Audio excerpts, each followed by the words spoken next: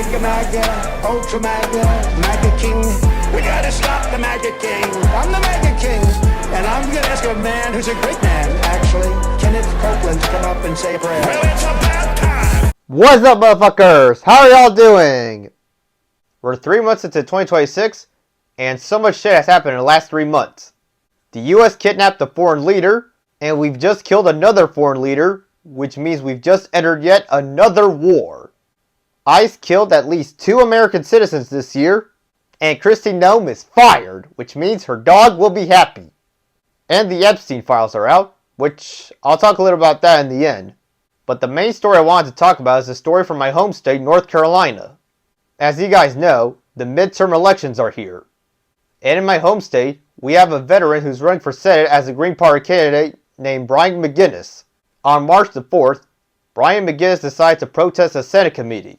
And what had happened was, he yelled no one wants to fight for Israel as a senator and a couple of police officers were dragging him out the room. His hand got stuck between 2 doors. His hand got trapped, and yet these cunts were still trying to pull him away. It was when people yelled, "Hey, his hand, is when they finally freed him. His arm got completely fucked because of the whole thing, and he had to go to the hospital. And those cunts charged him for assaulting a police officer when all he was doing is practicing his First Amendment right.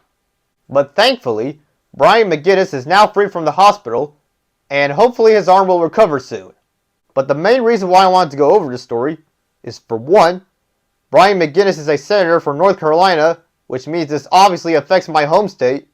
And 2, Brian McGinnis went viral as a result of the whole incident, and he's now being attacked by the right. Case in point, Laura Loomer. I swear, man, Laura Loomer is one of the ugliest bitches I've seen on the internet. I mean, she is just pathetic. Cause this bitch leaked a photo of McGinnis and his family where lots of people can see it. And as a way to make McGinnis look bad, Laura Loomer attacked him for having a Muslim wife. I mean, what the fuck is this? Now, if you've been watching my content, you would know that I'm all about free speech. I don't believe in censoring people because they say something I don't agree with. And that's a take that's very controversial among my fellow progressives. Not all of them, but some of them. However, there is a line when it comes to free speech. And doxing is one of these lines, which is what Laura Loomer did.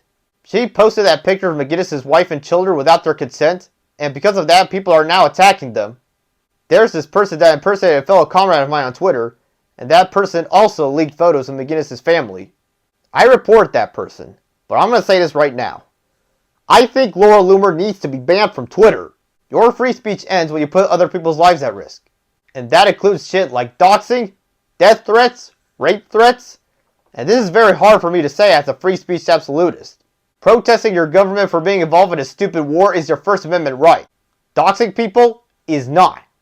Especially if we're talking about the safety of children. And now that we've mentioned the safety of children, let's talk a little bit about the Epstein files. Did you know that some of the Epstein clients are Joe Rogan guests? And the funny thing is, right now I'm working on a massive video explaining the political evolution of Joe Rogan. You know, Joe Rogan used to be this center, left-wing libertarian type of dude who was like your average Joe. Well, now he's a full-blown right-wing propagandist who sucks the dicks of billionaires. Especially Elon Musk. Because holy shit, Joe Rogan can't get off of Elon's dick. I mean, seriously, Joe. Get off his dick! What is it about Elon Musk that makes you suck his dick so hard? At this point, almost everybody hates Elon Musk. Even Trump supporters hate Elon Musk. Because let's not forget that Elon Musk was the first person from the Trump team to say that Trump was in the Epstein files. And of course, Elon Musk himself is in the Epstein files. Sure, Elon never went to the Epstein island, but he wanted to go. And Epstein said no. In my Rogan video, I do bring up the time that Rogan destroyed Milo Yiannopoulos when Milo Yiannopoulos tried to defend pedophilia. As I was editing that shit, I thought, ha! At least Rogan won't go so far to defend pedophilia. No, he wouldn't dare. And what do you know, around the time the Epstein files were released, Joe Rogan had Mike Benz on his show. Not Mike Pence, Mike Benz. B-E-N-Z, just to avoid confusion. If you don't know who that is, he previously worked for Trump during his first presidency, and he does have ties with Elon Musk. And Mike Benz does bring up the Epstein files, but he pretty much downplays the whole pedophilia thing. He was like, oh, these Epstein victims were not underage girls. No, they were 18, 20-year-old women. And Rogan doesn't push back on that. And consider that some of these Epstein clients are Rogan's best friends, he's obviously not going to call that shit out because he wants to be on their good side. At this point, I'm disgusted at Joe Rogan. Like, I can't expect anything good from him anymore. I'm like, what has he become? Hopefully after my Rogan video comes out, we're going to see the end of Joe Rogan's career. And once I'm done with Rogan, I'm going to have Anthony Aguilar on my show. For those who don't know, Anthony Aguilar is also another veteran from my home state, North Carolina, who's running for Congress as a Green Party candidate.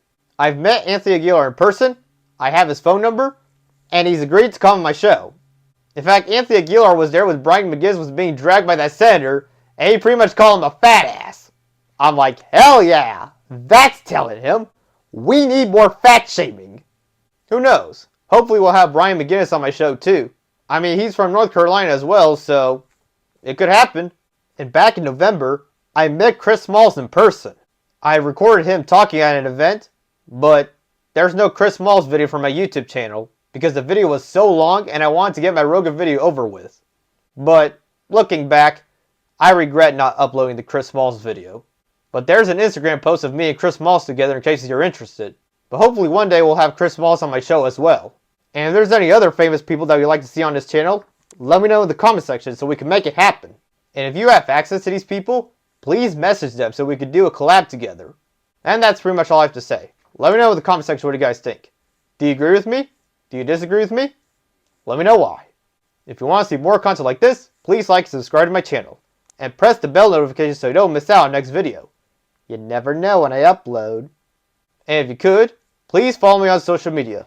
The links are all in the description, so check me out there. And that's the end of the video. See you in the next one.